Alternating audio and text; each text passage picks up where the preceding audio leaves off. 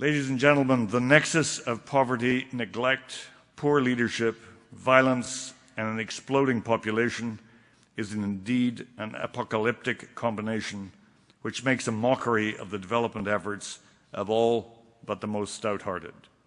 And I deeply hope that many of you will be in that number.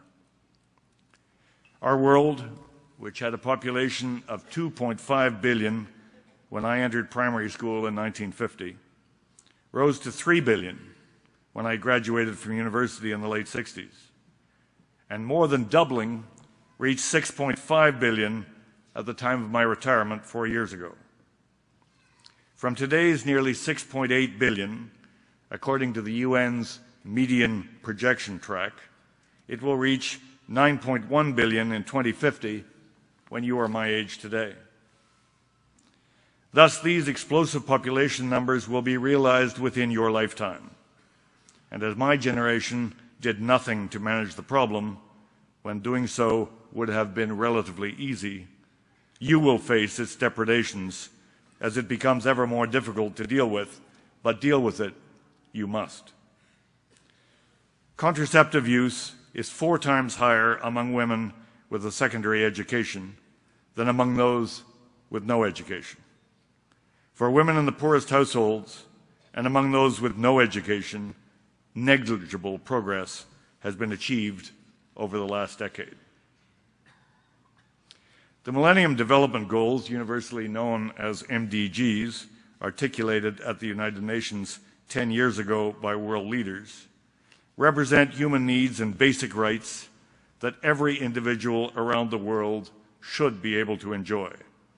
Freedom from extreme poverty and hunger, quality education, productive and decent employment, good health and shelter, the right of women to give birth without risking their lives, and a world where environmental sustainability is a priority and women and men live in equality.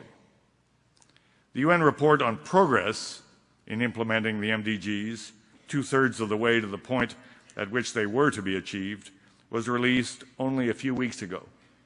And it notes in part, it is clear that improvements in the lives of the poor have been unacceptably slow, and some hard-won gains are being eroded by the climate, food, and economic crises.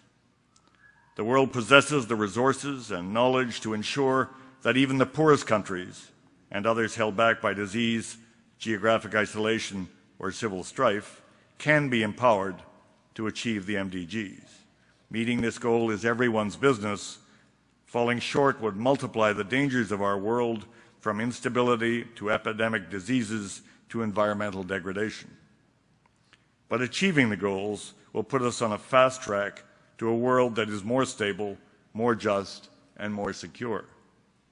It strikes me, you will not be surprised, that these are worthy goals for you to espouse, whatever your chosen field of engagement.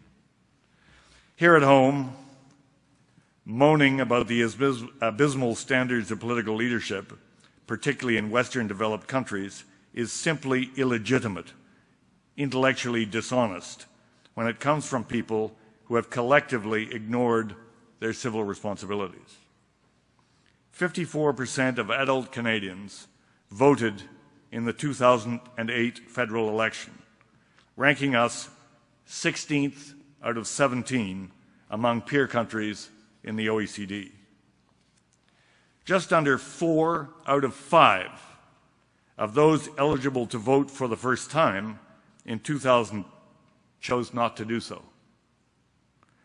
The civic and political literacy of young Canadians is appallingly low. Your age group's involvement in the political process at all levels of government stretches any reasonable definition of apathy.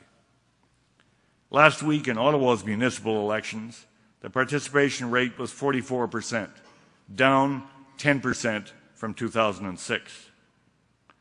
Your generation is not wholly responsible for such delinquency, but yours does seem to be enthusiastically disqualifying itself from any right to demand good government in your own country and effective Canadian engagement abroad. Surely you're going to fix that, n'est-ce pas?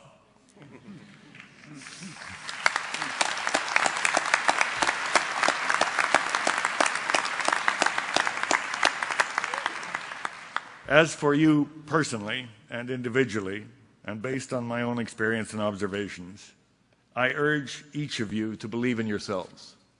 Believe that you can accomplish extraordinary things, because I know you can, even if you do not yet. Know that when everything looks bleak, you can always find a little more strength to prevail.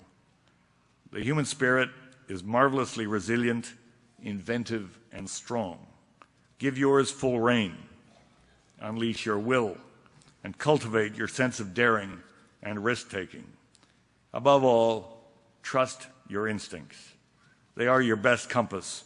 You have learned what is right and what is not from your families, at school, and within this fine university. You will be tempted to follow the herd, to do what others are doing or seem to be able to get away with. But instead, do what you know to be right, and work tirelessly to ensure the world you leave to your children will be a better one than you inherited from us. There is no doubt in my mind that you are fully capable of making that so. I thank you for your attention and for allowing me to share this moment of celebration with you all. Thank you.